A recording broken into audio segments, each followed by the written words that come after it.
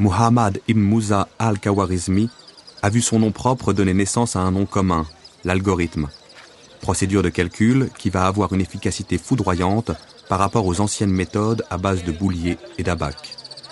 Le mot algorithme n'est autre que la forme francisée du mot latin algorithmus, lequel, à son tour, est la forme latinisée de al-Khawarizmi. Cet immense savant travaillait avec bien d'autres auprès du calife Al-Ma'amoum, au IXe siècle à Bagdad.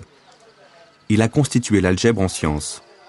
Et le mot algèbre nous vient aussi du titre arabe de son ouvrage consacré aux équations, Kitab al-Jabr wal-Muqabala. À quel souci répondait cet ouvrage? Certes, Al-Khawarizmi entendait aider ses contemporains dans leurs échanges commerciaux, leurs mesures d'arpentage ou leurs problèmes d'héritage. En cela, il n'était pas le premier. Le progrès accompli réside dans le caractère général et systématique des règles que dégage Al-Khawarizmi. Par exemple, on disposait de procédures assez simples permettant de répondre à la question suivante. J'ajoute à la surface d'un champ carré 10 fois le côté de ce champ et je trouve 39 unités de monnaie. Quelle est la superficie de ce champ et la longueur de son côté? Grâce à Al-Khawarizmi, nous écrivons aujourd'hui le problème sous la forme de l'équation générale x au carré plus 10x égale 39. X est la chose inconnue, x au carré en est la deuxième puissance, c'est-à-dire la nouvelle surface du champ. C'est une équation qui resservira pour tous les problèmes du même type. Al-Khawarizmi la résout en raisonnant géométriquement sur des surfaces. Et nous pouvons justifier pleinement les règles de calcul qui nous conduisent à la solution, dans notre cas, x égale 3. Cette nouvelle démarche, c'est l'algèbre en train de naître. Elle est inventée par Al-Khawarizmi. Mais ce qui est nouveau pour Khawarizmi, c'est deux choses. L'un, c'est de concevoir une théorie générale des équations. Il ne s'agit pas de résoudre cette équation ou de cette équation. Non, il s'agit d'avoir toutes les classes d'une équation, enfin, tout un type d'équation et résoudre les types. Quel était le résultat? Le résultat, que pour la première fois dans l'histoire, nous avons une discipline qui traite des objets généraux, des objets qui peuvent être aussi bien géométriques qu'arithmétiques. Or, ceci a offert aux mathématiques, à l'ensemble des mathématiques, des possibilités qui n'ont jamais existé auparavant. Aussitôt élaborée, l'algèbre sera réinvestie dans d'autres domaines mathématiques, comme l'arithmétique ou la géométrie, contribuant à résoudre les problèmes jusque-là difficiles et inaugurant à partir de là de nouveaux territoires théoriques.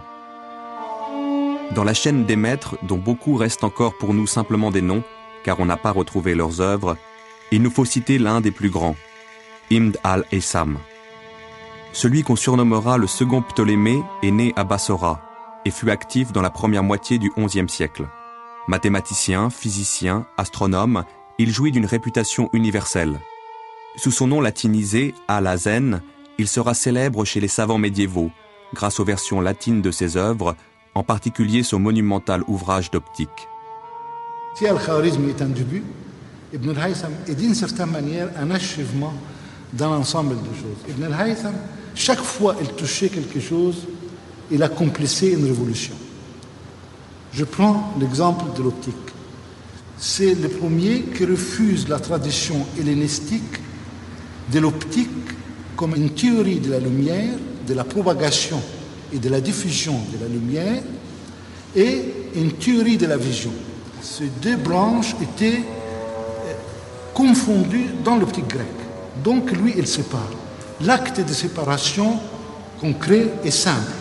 C'est que la lumière ne sort plus de l'œil pour éclairer les objets. Non, la lumière vient de l'extérieur, n'est-ce pas, dans l'œil.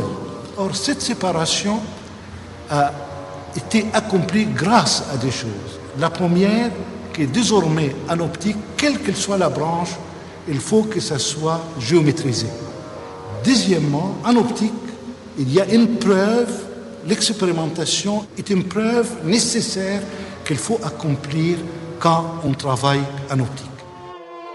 Étudier les miroirs ardents, c'est les concevoir et les fabriquer afin de faire converger les rayons du soleil en un point donné.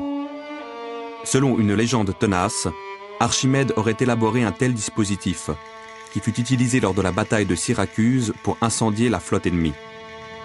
Reprenant et perfectionnant certains auteurs grecs, qui prétendaient pouvoir reproduire l'exploit d'Archimède, les savants arabes affrontent des problèmes à la fois théoriques et expérimentaux, comme la propagation de la lumière, la forme et la dimension des miroirs, la réflexion des rayons et les moyens de les faire converger. Ibn al-Haytham fait franchir des étapes décisives à toute l'optique en général. Il faudra attendre Kepler, 6 siècles plus tard, pour retrouver des avancées comparables.